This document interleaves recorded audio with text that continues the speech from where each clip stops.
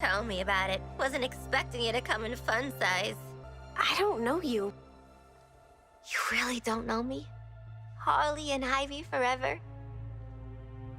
In 10-story burning letters? Nope. Oh, I just want to smush those little green cheeks. And not any little girl, my little girl. Oh, that came out weird. Getting the word nonce. It seems this could be the end for Rocksteady Studios. Ever since they have released their latest creation, Suicide Squad Kill the Justice League, just the name alone just proves that this is all about killing those who stand for justice and stoicism. I wish it was all a comedic joke, but even Rocksteady could not do comedy or make a child laugh hysterically to save their bacon. Isn't Deadshot supposed to be white? Aren't you supposed to be shutting your damn mouth? Kangaroo-looking ass. Because you are Australian. Well, you see, this is why. This is why we can't have nice things, Barry! You asshole! What's up everyone, I'm Milks15 and let's dive into this stupidity. The warning signs were written in the stars when the upcoming game is going to be a clusterfudge upon release. When the very people who created the company are going to do a runner 1 year before release, you know something is not right from the get-go. In a joint statement letter, Sefton Hill and Jamie Walker said that their decision was emotional to say the very least. Adding, from the day we founded the company in 2004 all the way to today, Rocksteady has been our life and soul. It has given us the opportunity to do what we love the most, make great games with exceptionally talented people. They also added, one very special ingredient in all of this is the Rocksteady fans. The excitement and support for what we do is the fuel that motivates us to do our best. They are the extended Rocksteady team, and we wish them a huge thank you for energizing us over the last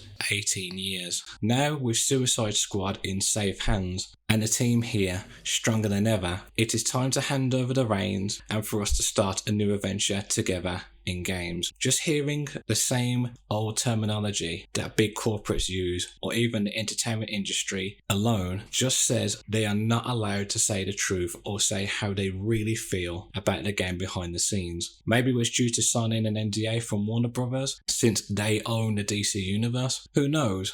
Because if you were the very people who created the business from the ground up, you would nurture it as if it was your own baby and watch it grow. But with both co-founders leaving shows the game was not the vision they signed up for. Since Warner Brothers are the ones that get to call the shots or who they want to hire and what they want to promote in the DC games, they no longer had control over the company or the franchise. Since they know this game was going to be a titanic shipwreck from the get-go, and there were no other options, it was time to leave and start anew someplace else, and learn next time not to give full control to the big corporates. Man, talk about hostile takeovers. Next is when you have your own shills turn against you, or that the game itself cannot run properly. According to an article written by and I had to keep this YouTube friendly, fans of the Playground Company, says after early previews of the game were less than positive. A major gaming site, IGN,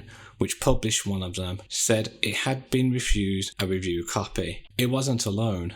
Most journalists only received codes on Tuesday, when the online game servers were switched on. Usually, websites and streamers receive advance copies much earlier to give them enough time to write a comprehensive review. This doesn't always happen, and IGN itself pointed out that the publisher, Warner Brothers Games, was under no obligation to send a free copy. But Victoria Phillips Kennedy, who works for the UK-based gaming site Eurogamer, says, I do feel it's a slightly unusual response. She tells the fans of the Playground Company Newsbeat she believes lukewarm previews possibly influenced the decision to hold off on a review code. But Victoria points out that the previews, and I quote, we played it and didn't like it. It weren't terrible, they just weren't great, end quote.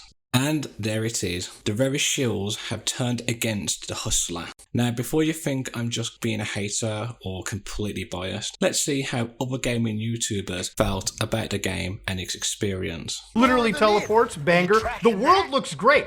The character models look awesome. I mean, seriously, the actual graphics are banging in this game. I like it. And you know what? I probably played about an hour, but this is like a consistent issue now. Just watch. It's gonna happen at some point. For Flash?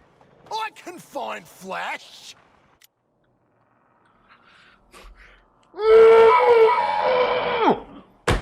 Oh my god, dude. I was trying 4 times to get here. I actually saw some new gameplay. I actually heard. Why do we need this in the year 2024, man? Error, unable to reach server. Please attempt to sign in again. And so you hit the accept button and just watch. You get to see Deadshot's face. And it says, just a minute. Just a minute. You could wait here for just a century, just a millennium, and you're still gonna be looking at Deadshot's face. Yeah, it's a really good looking face. I like the character model. I wish I got to see it fucking rendered instead of a PNG on my screen. Maybe. Okay? Oh, you know what?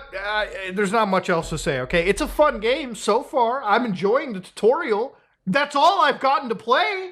But yeah, ladies and gentlemen, if you're already figuring it out right now, obviously, making a game online only when it doesn't need to be at all is the problem. And I know people are going to be like, well, Muda, it's a live service game. Maybe get better internet. My internet could fuck your grandmother and mother. I got fiber connection. All right, I'm good.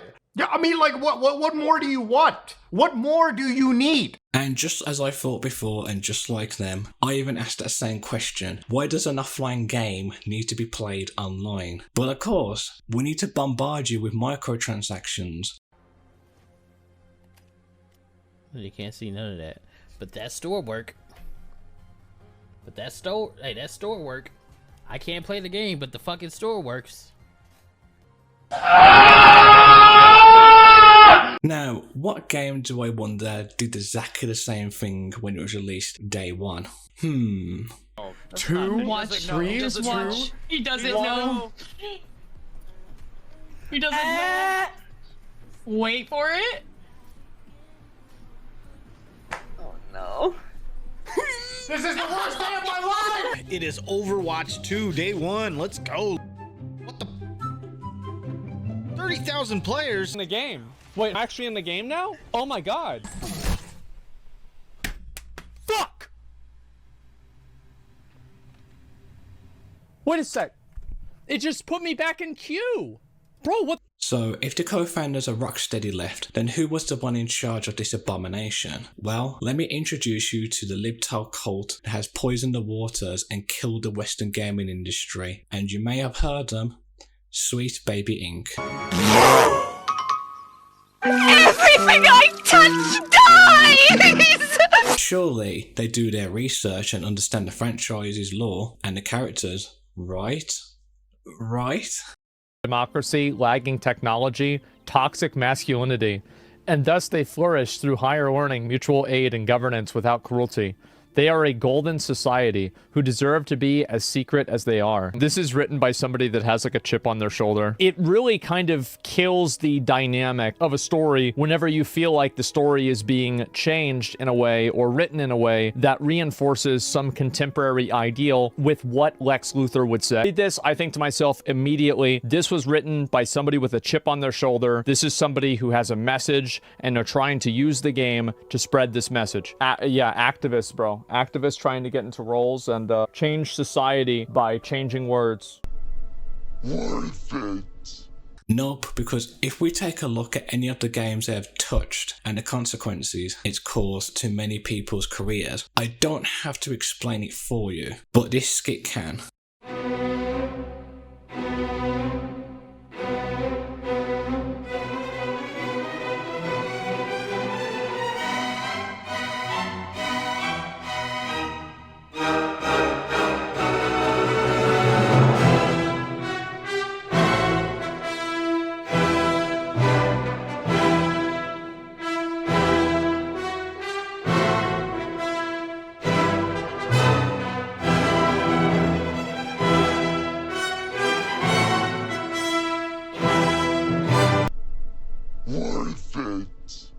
So what are their methods that are making every franchise they touch die?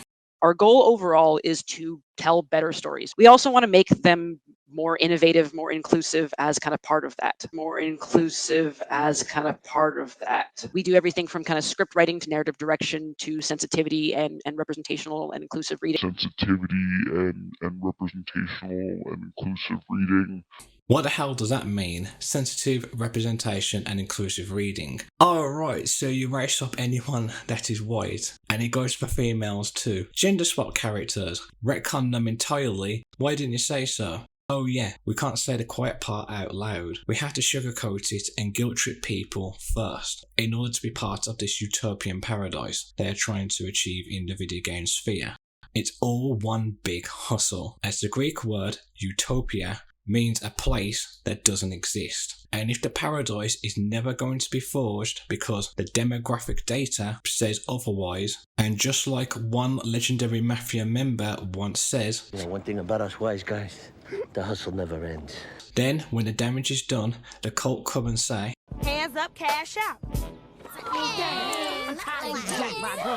and then you rinse and repeat it. See, that's how the hustle works. But we'll see. Surely video game companies have seen what Sweet Baby Inc. do, and upon seeing the damage, they will never hire them or want anything to do with them, right? Like I said before, if you want the easy ESG silver, then you have to screw over the fans. Once you get diversity hires who don't know what the hell they are doing other than to take orders to keep the haphazard machine running, and hating straight white men, and proclaiming the message, well, your sales say otherwise. And only when you find out you have been hustled, it's far too late now. You have to either lay many of your staff, or worse, proclaim bankruptcy. But in this day and age, no one wants to admit that they've been hustled. No one wants to admit to their mistakes. So, again, works well for the hustler. The hustle never ends. So with all the good people gone, who respected and loved the DC universe, now replaced with drones who worship the DEI and woke ideology that needs to be rammed down people's throats at a Godspeed pace, the very people who hate anything that promotes stoicism, taking responsibility, or any kind of heroism in general. The very people who have a fetish for hating anything man, especially white straight males. Joker, he's masking insecurities with traditional Joker behaviour. The very people who cannot create their own IPs and stories, and instead leech off other franchises until there's nothing left but a corpse of its former glory. If people dare question or call this hustle out, well, they had to undergo the humiliation ritual. As always, like communists do best, send employees to DEI re-education camp or get people cancelled. He's a very naughty boy! After all these abominations, S-show shenanigans, surely this will be the game to change everything and show the bigots they were all wrong, and show that diversity is our strength and ESG reigns supreme, right? Nope. And this big out is nuclear. Day one Steam peaked less than half of Marvel's Avengers. Suicide Squad, Kill the Justice League, physical sales seem to be off to a shaky start. Because again, who is the dominant demographic audience who plays video games and reads Western comics? And before you call me a bigot, homophobe, sexist, or I have whiter simulation, any other name under the sun that deranged idiots spew out, let's look at the data. Who is your main demographic for video game buyers in the West? White males. Who is your main demographic for comic book readers in the West? White males again. Who is your main demographic who want jobs in the comic book industry and video games in the West? White males. Do you see where I'm going with this now? Not only if you slag off your main source of income, but you also destroy the legacy for the DC fans entirely. No wonder you're not going to make any big dollars. Why would people want to buy from a company that hates them? Who would have thought facts beat ideology? Worth it.